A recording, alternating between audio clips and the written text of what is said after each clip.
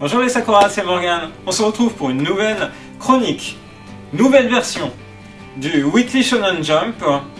Et dans cette vidéo, je vais donc vous présenter le numéro sorti ce lundi 8 juin 2020 au Japon avec une couverture sur One Piece. Et c'est tout ce que vous verrez du magazine en lui-même. Il est épais comme d'habitude, puisque comme vous le savez si vous avez vu ma vidéo de la semaine dernière, nous avons eu un petit pépin, comme dirait Rosalie, c'est-à-dire une des chroniques du Weekly Shonen Jump que j'avais fait a été strikée directement par les éditeurs de Shueisha. J'explique en détail le contexte de tout cela et puis aussi la manière dont le droit d'auteur est perçu au Japon. Ça me semble important de replacer, de recontextualiser tout ça. Donc je vous invite une nouvelle fois à revoir la vidéo que j'avais faite la semaine dernière à cet égard.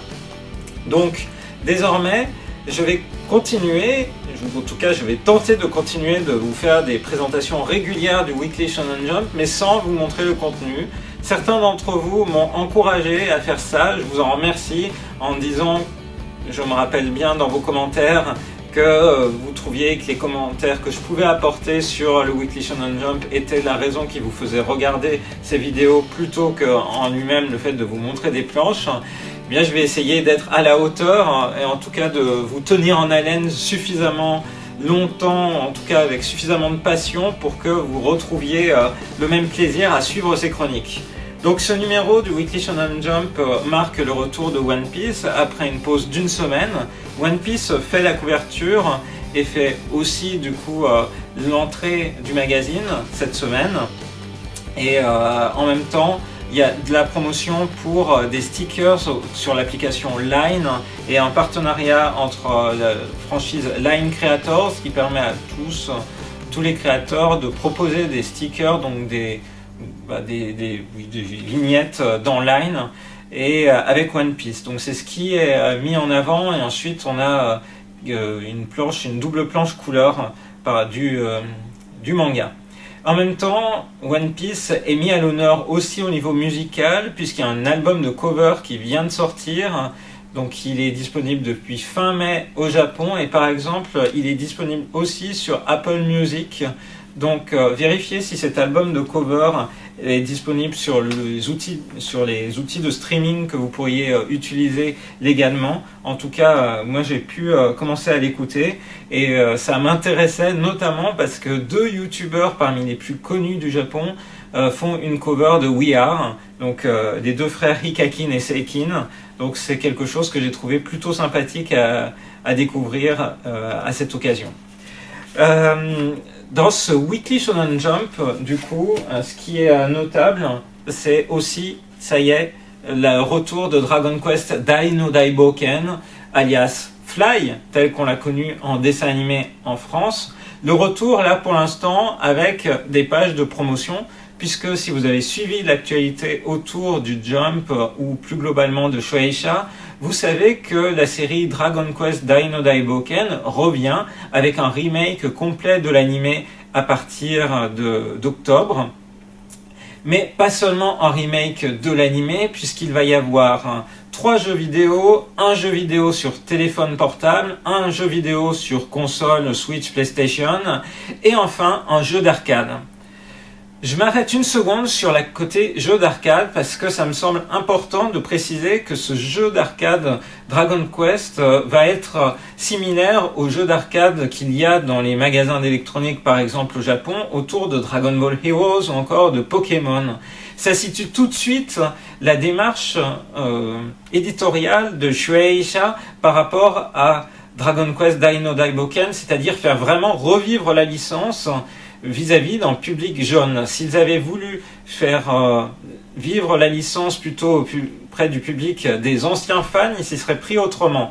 Par exemple, et même si c'est pas chez Shueisha, on pourrait parler à l'occasion de la manière dont Sailor Moon vise plutôt les personnes qui étaient fans dans les années 90 plutôt que de générer des nouveaux publics. Alors que là, clairement, pour Dragon Quest Dai no Daiboken, c'est une approche différente qui va être adoptée et je pense que on verra, à mon avis, arriver Fly ou Dai de son nom japonais dans les pages aussi du Saikyo Jump qui vise un public plus jeune. Et ce qu'on sait aussi, c'est que Dragon Quest Dai no Daiboken va avoir un spin-off qui apparaîtra dans le V-Jump. Donc Shueisha paraît parti pour vraiment donner un gros coup de boost à sa franchise qui en plus a le mérite de s'appuyer sur les bases solides que représente du coup la licence Dragon Quest. À mon avis, ça va être assez énorme, et dans ce numéro, par exemple, il y a déjà la promotion de produits dérivés, de petits gachapon, enfin de choses qui ressemblent à des gachapon, et surtout aussi des acryles, donc des figurines acryliques, comme par exemple ici Shinobu dans Kimetsu no Yaiba. Les Japonais raffolent de ce type de petits personnages à mettre par exemple en décor d'une photo, d'une vidéo. Donc moi c'est ce qui m'a marqué en lisant les pages de news de ce nouveau numéro du Weekly Shonen Jump, c'est ça y est, on est face à la vague Dragon Quest Dai no Daiboken. Je dois dire que j'étais un énorme fan de cette série et je le suis toujours, donc j'ai hâte de voir l'animé arriver sur les écrans.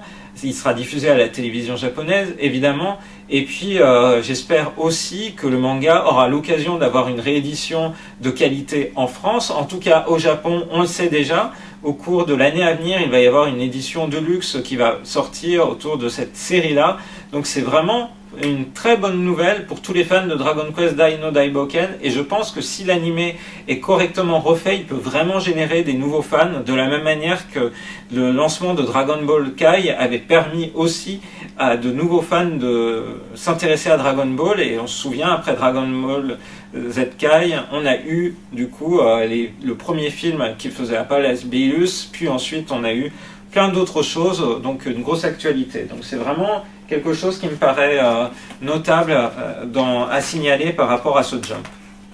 Ensuite, après ces actualités à la fois autour des cartes, des jeux d'arcade autour de Dragon Quest, il y avait aussi un rappel de tous les mangas qui ont été publiés, imprimés en tankobon au mois de juin.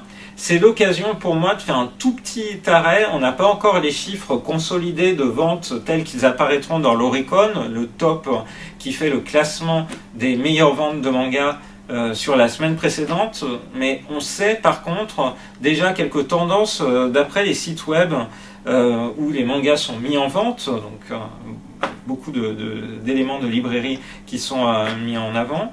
Et le manga qui sont le mieux parmi les nouvelles sorties du Jump au mois de juin, donc les sorties du 4 juin, c'est Jujutsu Kaisen, qui en plus va avoir son adaptation animée en octobre. Et clairement, Shueisha mise vraiment beaucoup sur Jujutsu Kaisen pour prendre la relève de Kimetsu no Yaiba. Ensuite, dans les tankobon qui sont issus du Jump, ce qui vient c'est Chainsaw Man, puis We Never Learn, et enfin Yuna de la pension Yulagi.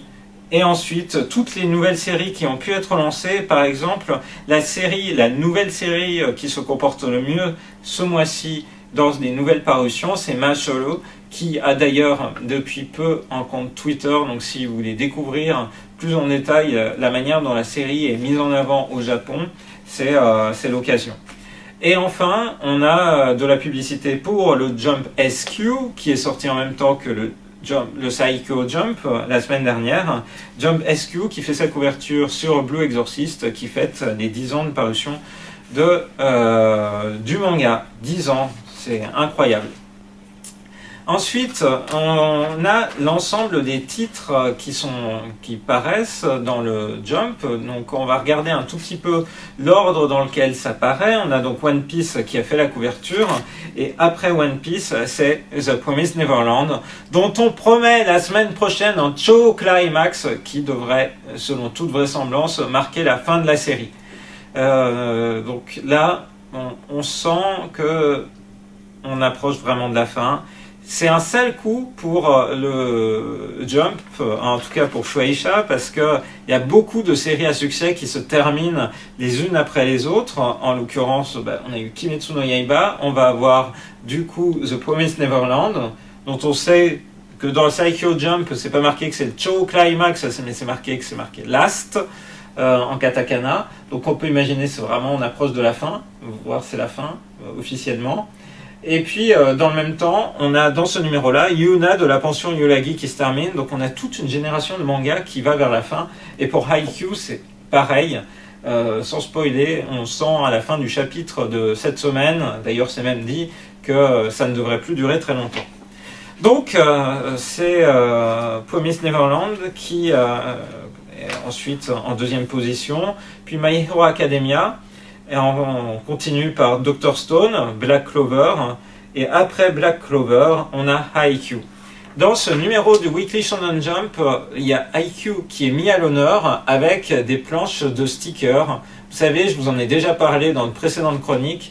Il arrive souvent qu'il y ait des shields, donc des petits stickers à coller par exemple dans votre agenda. C'est quelque chose dont raffolent les Japonais et les Japonaises, encore plus, pour personnaliser son agenda et faire en sorte que chacun ait un agenda papier différent.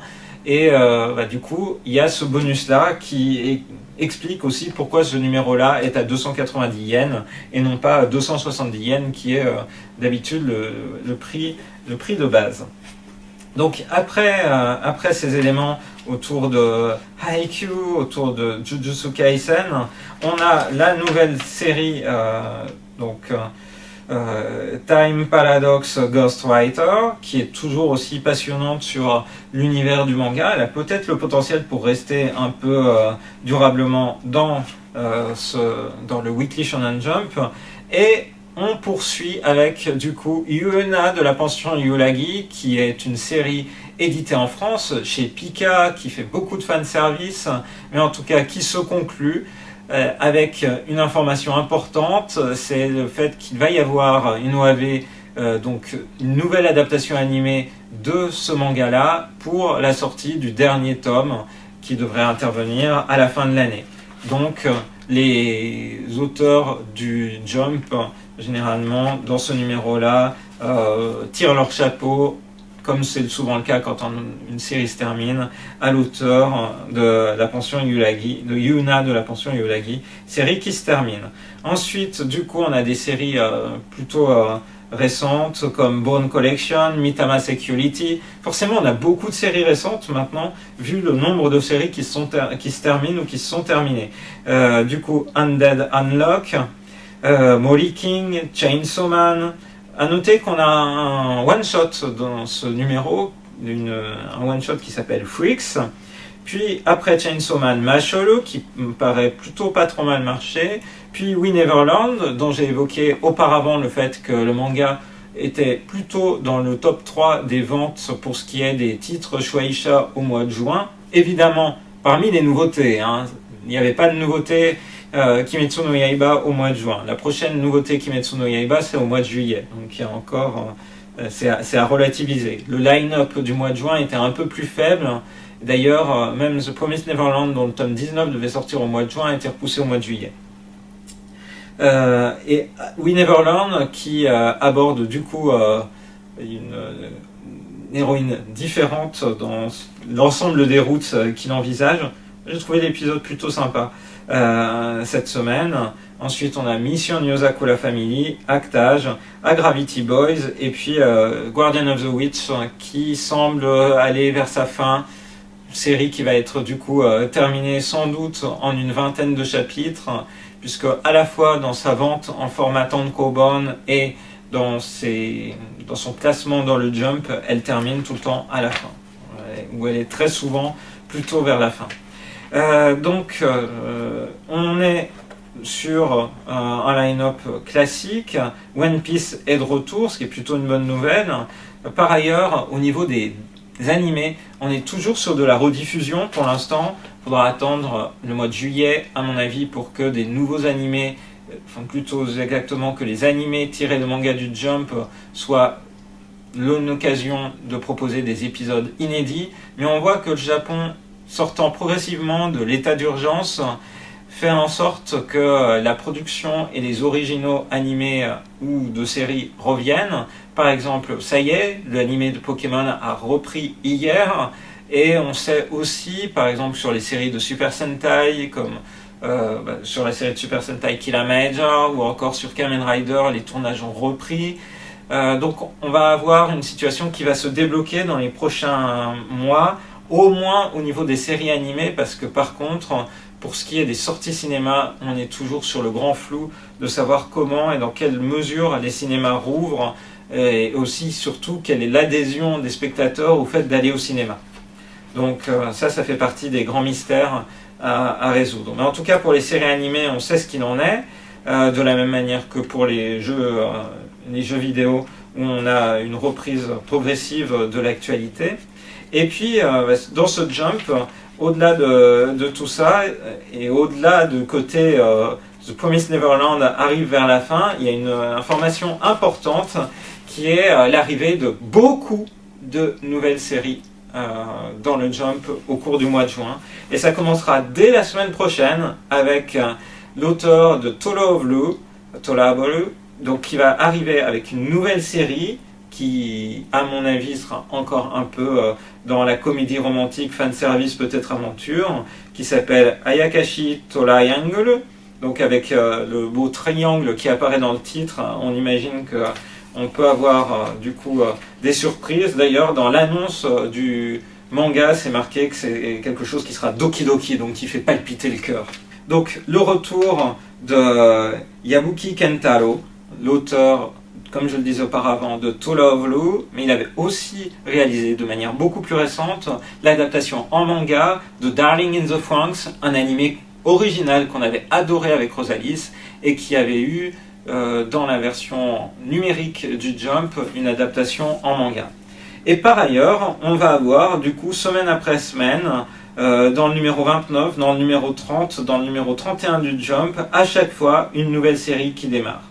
Donc l'éditeur Shueisha est vraiment en quête de relais du nouveau succès qui pourrait porter le magazine dans la suite, dans les années à venir, parce que certes, il reste One Piece, évidemment, qui fait la couverture cette semaine, mais avec Kimetsu no Yaiba, Promised Neverland, et peut-être d'autres séries qui pourraient se terminer, eh bien, il est temps de trouver la suite. Donc, on va être sur des numéros de transition dans les prochaines semaines.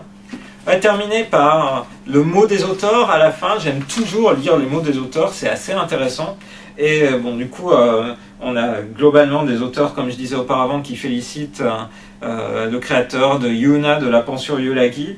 Mais je voulais m'arrêter sur le commentaire de l'auteur de Actage, parce qu'on sent qu'à travers ces petits mots hebdomadaires, on vit vraiment le quotidien d'un auteur de manga et aussi de ses propres problématiques. Alors par exemple dans le Weekly Shonen Magazine, Hiro Mashima, il parle des jeux vidéo qu'il termine. Donc l'auteur d'Actage explique que tous les jours, dans les pamphlets, dans les documents des agences immobilières Suumo, ils cherchent des annonces pour déménager et en fait ils semblent chercher des lieux avec une bonne lumière, une bonne luminosité, mais il dit Tokyo wa dokomo hihatari warui. Donc c'est plutôt la lumière du jour est plutôt mauvaise dans ce qu'il voit dans les annonces pour Tokyo. Bon, il y a plein de petites choses comme ça. Ah oui, j'ai été aussi frappé par le mangaka de Jujutsu Kaisen qui dit qu'il aimerait soutenir la franchise de Family Restaurant Royal Host. Royal Host a annoncé fermer plusieurs dizaines de restaurants au Japon durant les prochaines semaines et les prochains mois suite à la crise liée au coronavirus. Donc on peut imaginer que pour cet auteur, cette franchise de Family Restaurant a de l'importance. Et il dit malheureusement dans mon voisinage pour l'instant il n'y en a pas, donc et même s'il le veut, il ne peut pas les soutenir à proprement parler. Mais le fait même d'en parler, le fait même de l'évoquer, je trouve c'est sympa, et à chaque fois on a l'impression que c'est voilà, c'est jeté comme ça, vraiment. Les auteurs disent ce qu'ils pensent, ce qui leur trotte dans la tête au moment où ils doivent remplir cette petite colonne après avoir produit leur manga de la semaine. Voilà. J'espère que cette chronique du numéro 27 du Weekly Shonen Jump, avec sa couverture de One Piece vous aura intéressé, même si forcément en termes d'image, on n'est plus du tout au même stade que durant les précédentes chroniques. N'hésitez pas à partager en commentaire vos impressions, à me dire si vous voulez que je continue à vous faire ce type de présentation ou si du coup, à contrario, vous trouvez que c'est moins intéressant parce que forcément il y a moins d'images. Et sur ce, je vous donne rendez-vous à très bientôt dans une prochaine vidéo sur la chaîne de Rosette. Bye bye.